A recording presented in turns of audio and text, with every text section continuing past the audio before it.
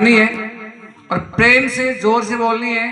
बोलिए प्रेम से गुरु महाराज की जय हो। बहुत बढ़िया ताकत दिखाई आपने। और मैं गिरिराज कुमार मीणा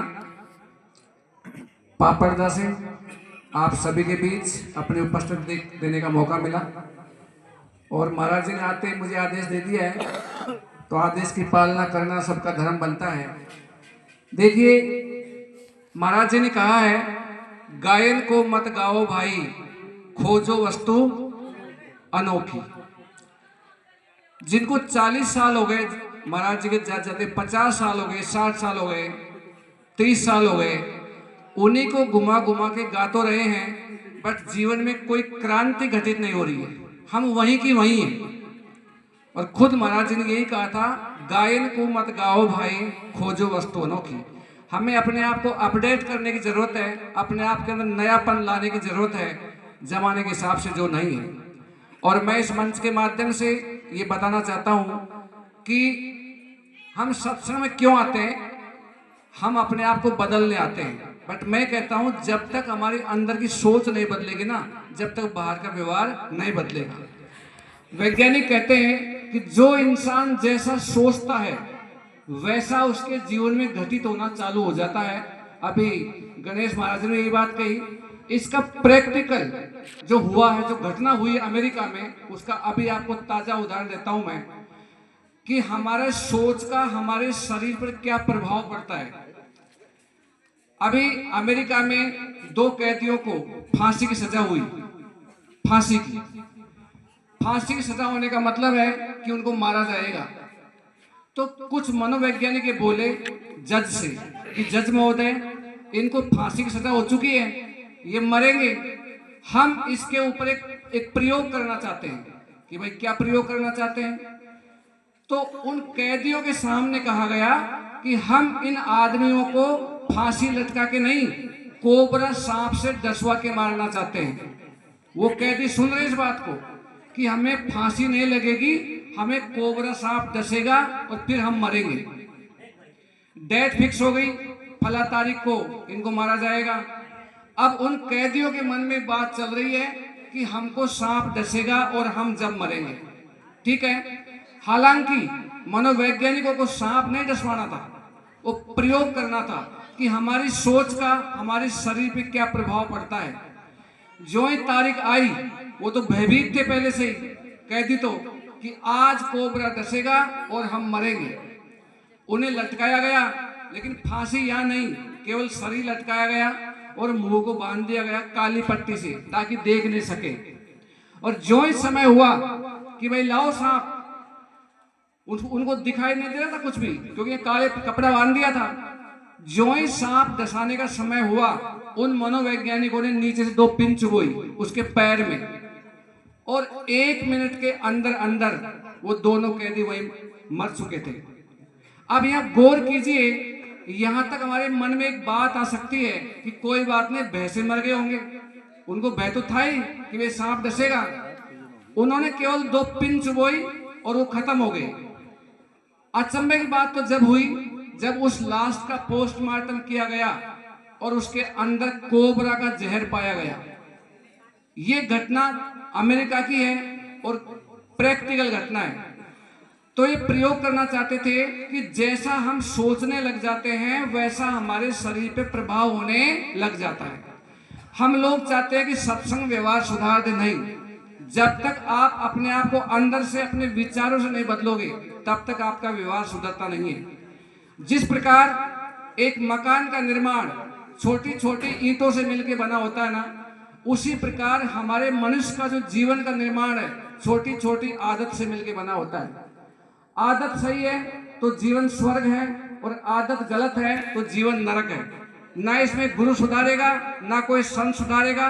संत गुरु केवल रास्ता बता सकते हैं, ये रास्ता कांटों का है, ये रास्ता फूलों का है, चलना हम स्वयं को पड़ेगा। और इसके लिए एक फिल्म के अंदर एक सॉन्ग है, मुझे बहुत अच्छा लगता है, आप भी सुनिएगा। मैं 2 लाइन गुनगुनाता हूं। मधुवन खुशबू देता है, सागर सावन देता मधुवन खुशबू देता है, सागर सावन देता है, जीना उसका जीना है, जो औरों को जीवन देता है, मधुवन खुशबू देता है। मधुवन खुशबू देता है। मधुवन कहते हैं फूलों से भरे गार्डन को, बगीचे को। वो खुशबू देता है, बदले में लेता कुछ भी नहीं है। सागर सावन देता है, जो समुद्र है वो बरसात देता है, सावन का महीना देता है, इतना प्यारा देता है। ठीक उसी प्रकार जीना उसका जीना है, जो औरों को जीवन देता है। हम इस संसार में आए हैं, हमें क्या मिला? इतना अच्छा जीवन मिला, चांद सूरज तारे फूल पक्षी ये सब देखने का मौका मिला है। बदले में हमारा भी कर्तव्य बनता है कि इस संसार में कुछ दे करके जाएं, क्योंकि संत कबीर ने क्या कहा है पता है? कबीरा जब हम जग में आए, जग हंसे हम रोए, ऐसी करनी कर चलो हम हंसे जग रोई। संत कबीर कहते हैं कि जब संसार में बच्चा आता है ना, तो बच्चा तो रोता है और संसार हंसता है, ओहो बच्चा हो गया, मजा आ गया भाई। लेकिन बच्चा रोता रोता आता है। लेकिन ऐसी करनी करके चलो कि जब हम मरे, इस संसार से जाएं, हम हंसे जग रोई। हम तो हंसते हंसते मर जाएं, ये संसार हमारे लिए रोता रहे कि काश ये इंसान कुछ समय और जी जाता। ऐसा हम काम करते नहीं है।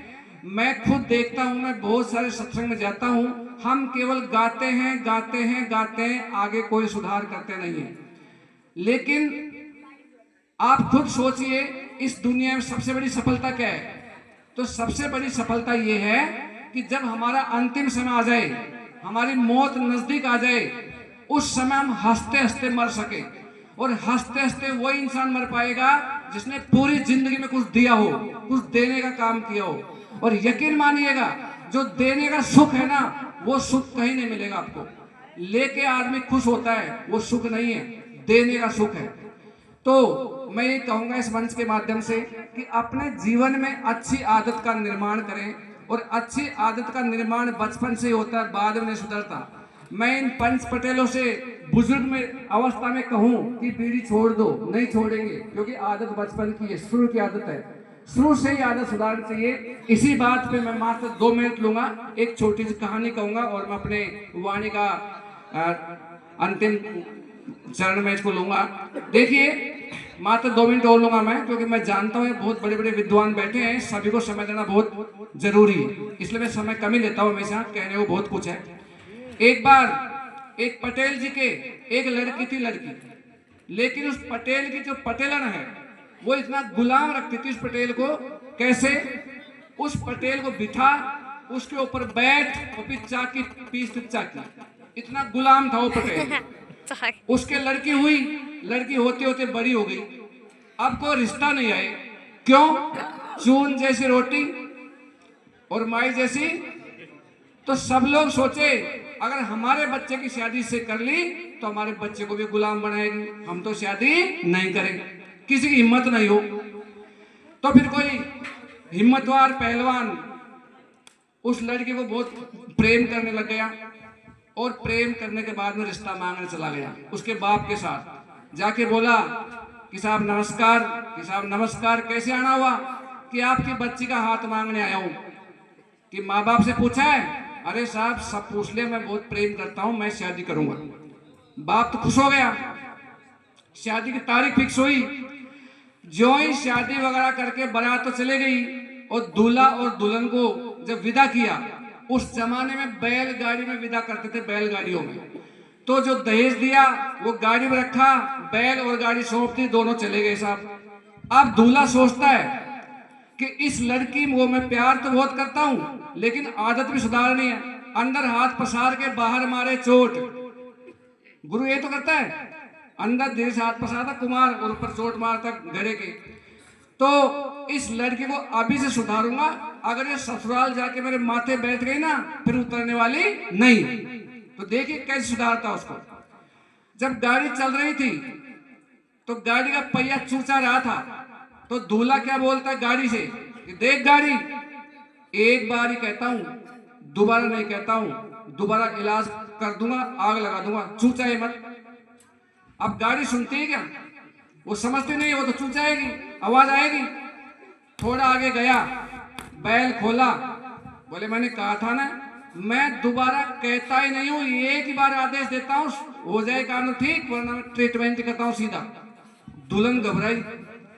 दुल्हन के सपने थे कि मैं भी चल के गुलाम बनाऊंगी, मैं भी चक्की पीसूंगी कुर्सी बना के, अरमान थे। लेकिन जो इतना जबरदस्त व्यवहार देखा, गाड़ी खोला, आग लगा दी गाड़ी की। ओ माय गॉड, ये तो गाड़ी चला दी इसने तो। जो सपने थे ना, आधे तो डाउन हो गए कि ये पार पड़ने वाली नहीं है। आगे कौन बचा? बैल। अब बैल को पकड़ के चल दिए। अब बेचारा बैल तो इधर उधर मुंह मारे खेत के डोले में। क्या बोलता है? देख बैल, एक बार ही कहता हूं, मैं दोबारा कहता ही नहीं हूं, मुंह मारना छोड़ दे वरना तेरे पैर काट दूंगा। वो और घबराए बेचारी कि चलो गाड़ी तो कोई बात नहीं, गाड़ी तो जिंदा नहीं थी, मुर्दा गाड़ी है, सजीव नहीं है। बैल तो सजीव है, इसको मार देगा ये। देखते भाई। थोड़ा आगे गया, उसने सोच लिया चाहे गाड़ी जल जाए, चाहे बैल मर जाए, लेकिन मेरी लुगाई सुधर जाए। थोड़ा आगे गया, दूल्हे की तलवार थी, उड़ा दी गर्दन बैल की। दिमाग खराब किसका? लड़की का, दुल्हन का। पसीने पसीने। जो सपने थे, जो अरमान थे कि चलते कुर्सी बनाऊंगी, चाकी पीसूंगी, मजा आएगा, वो सारे सपने डाउन हो गए, क्योंकि अब अगला नंबर उसी का था। ये आपको पता है। अब बेचारी चुपके चुपके चिपक के चले। क्या बोलता है? देख, पीछे मत चल, जल्दी चल। अगर पीछे चली, बराबर न चले ना, तो तू जानती क्या करूंगा?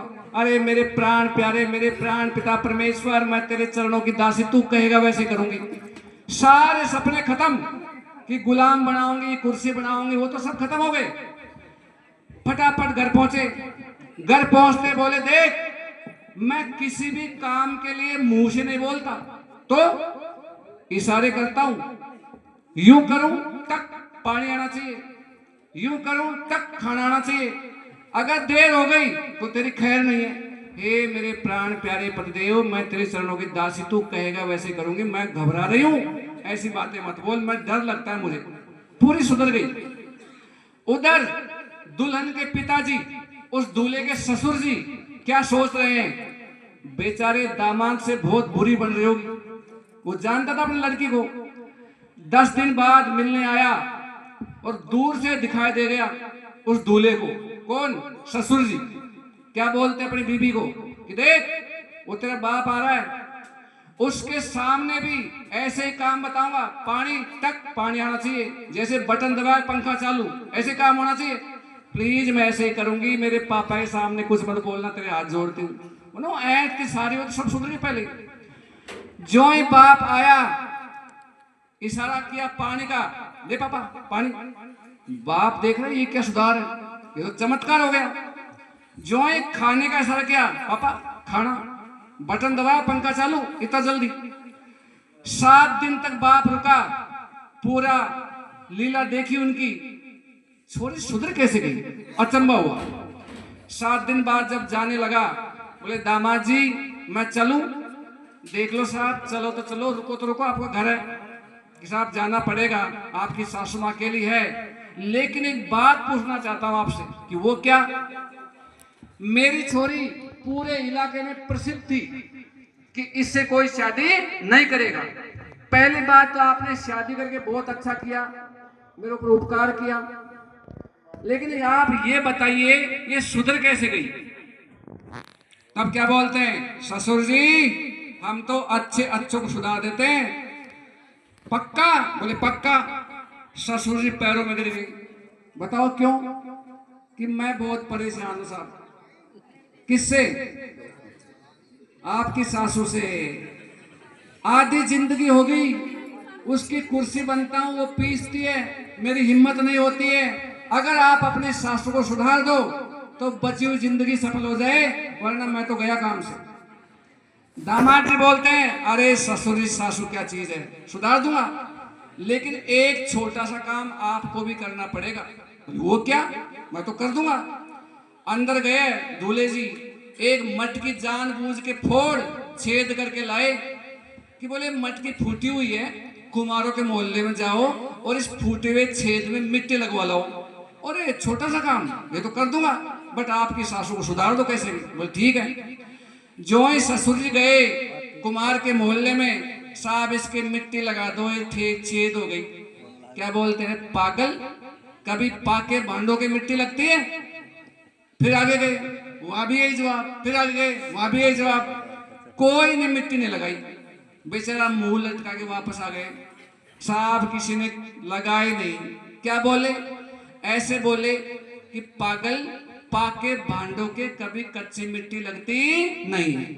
तब बोले सॉरी मेरे ससुर जी, मेरी सासू पाका भांडा हो चुकी है, उसकी आदत बिल्कुल भी नहीं सुधर सकती। आपकी छोरी काचा भांडा थी, गीली मिट्टी थी, जैसे मैंने घुमाया वैसे घूम गई, अब सासू हो गई पाका भांडा, अब ये सुधर नहीं सकती। इसलिए ये विडम लोग बैठे हैं यहाँ पे, 90% बुढ़े लोग बैठे हैं। जहां जवान लोगों को सुनना चाहिए था सत्संग, देश की युवा पीढ़ी को सुनना चाहिए, वो यहाँ से गायब है। वो सारे सफेद बाल वाले बाबा और मैया भाभियां सब बैठी है, माता बहनें सब बैठी है, लेकिन युवा पीढ़ी यहाँ पे नदार गायब है यहाँ से। फिर बाल में बोलते समाज बिगड़ गया। समाज क्यों बिगड़ गया? हमने बिगाड़ा है। हम हमारे बच्चों को सही दिशा नहीं दे पा रहे हैं और सत्संग में जाकर के बड़ा बड़ा ज्ञान पेलते हैं। महाराज ने यो कही है, महाराज ने यो कही है। मैंने बहुत सारे वक्ताओं के बच्चों को देखा, मैंने बहुत सारे वक्ताओं के बच्चों को देखा है, मांस खा रहे हैं। मैं नाम नहीं लूंगा, मैं सब जानते हैं। यहाँ पे बड़े बड़े संत महात्मा बन रहे हैं, महाराज जी के चेले, उनके बच्चे मीट खा रहे हैं, मांस खा रहे हैं, दारू खा रहे हैं, और मुझे सच बोलने को रोक नहीं सकता। मैं सच बोलता हूं हमेशा। इसलिए इस सत्संग सभा में ये परम धर्म बनता है। अगर आप अपने लाइन पे नहीं है तो आप बोलने का अधिकारी भी नहीं है। बोलने से पहले अपने जीवन को चेक कर लें कि मैं महाराज जी के लाइन पे हूं या नहीं हूं। मैं हमेशा उतना ही बोलने का प्रयास करता हूं जितना मैं चल पा रहा हूं। मैं अगर मैं 100 में से 50 चलता हूं तो 30 ही बोलता हूं मैं, ताकि मैं कहीं फाल्ट नहीं हूं। तो आप सभी ने इतने ध्यान से सुना, उसके लिए बहुत बहुत धन्यवाद। और मैं एक बार सभी को प्रणाम करता हूं, और आगे बहुत सारे वक्ता हैं, उनको समय दिया जाए। Thank you, wish you all the best.